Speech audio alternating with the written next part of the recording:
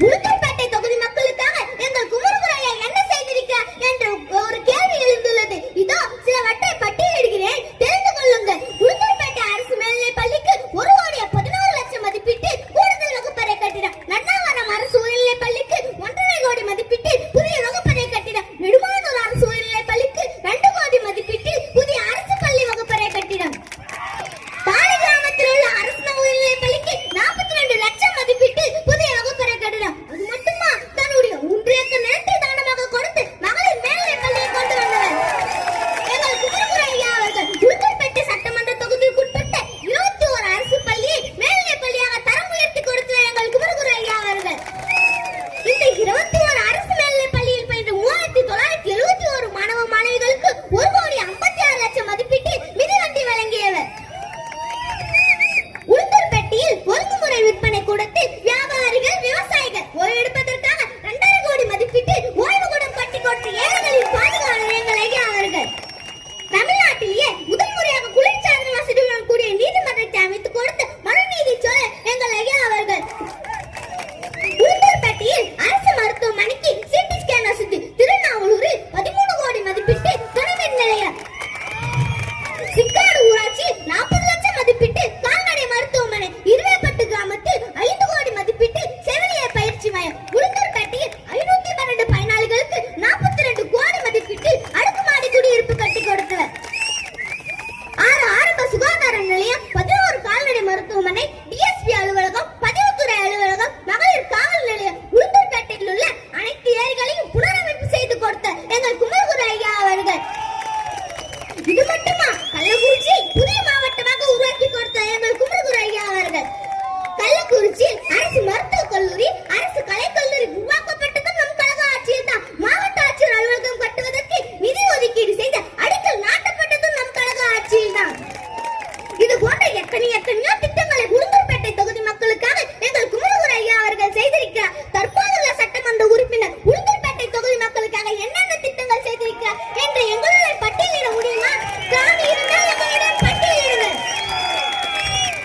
எத்தனையோ ஏழை குடும்பங்கள் பசியான அம்மா உணவகம், அம்மா மருந்தகம், அம்மா குடிநீர், அம்மா மினி கிளினிக், அம்மா சிமெண்ட், அம்மா குழந்தைகள் நடைபரிசு பெட்டகம், அம்மா மகப்பேறு திட்டம், அம்மா மிக்சி கிரைண்டர் திட்டம், ஏழை பெண்களுக்கு தாலிக்கு தங்கம், திருமண உதவித்தொகை, தொட்டில் குழந்தை திட்டம், மாணவர்களுக்கு இலவச மிதிவண்டி, இலவச மடிக்கணினி,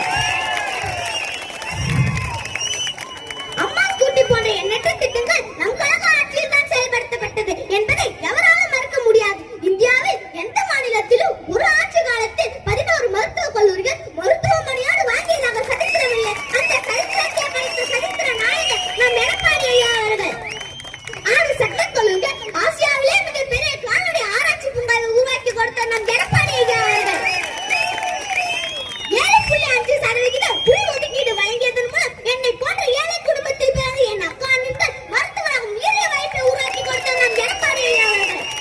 காவேரி மேலாண்மை ஆணையம், குடிமராமத்து திட்டம், விவசாயிகளுக்கு பயிர்க்கடன் ரத்து, 6 சவர நகைக்கடன் தள்ளுபடி, உள்ளாட்சி அமைப்புகளில் பெண்களுக்கு அதிகாரம் அளிக்க 50% இடஒதுக்கீடு போன்ற எண்ணற்ற திட்டங்கள் மக்களுக்காக வழங்கிய ஒரே ஆட்சி நம் அண்ணா திராவிட முன்னேற்ற கழகத்தின் ஆட்சி. நம் எடப்பாடி ஐயா அவர்கள் செல்லுமிடமெல்லாம் மக்கள் கேட்கும் ஒரே கேள்வி, ஐயா நீங்க எப்ப ஆட்சிக்கு வருவீங்க என்று கேட்கிறார்கள். அந்த அளவிற்கு இன்று கொடுங்கோல் ஆட்சி நடந்து கொண்டிருக்கிறது. மின் கட்டணம் ஏறி போச்சு, சொத்து வரி ஏறி போச்சு, தண்ணி வரி ஏறி போச்சு, விண்ணை முட்டும் அளவிற்கு இன்று விலைவாசி ஏறி போச்சு.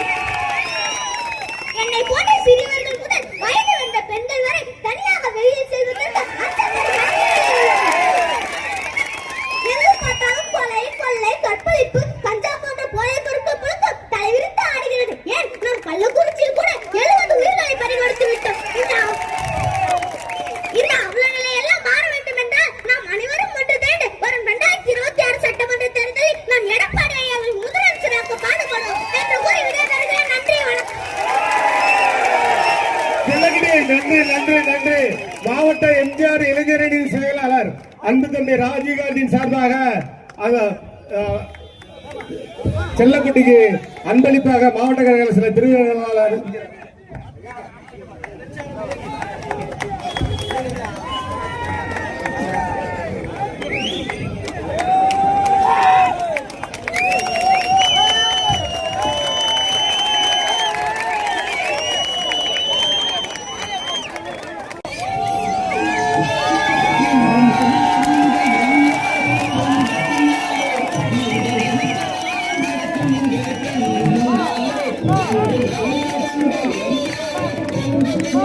ஆமா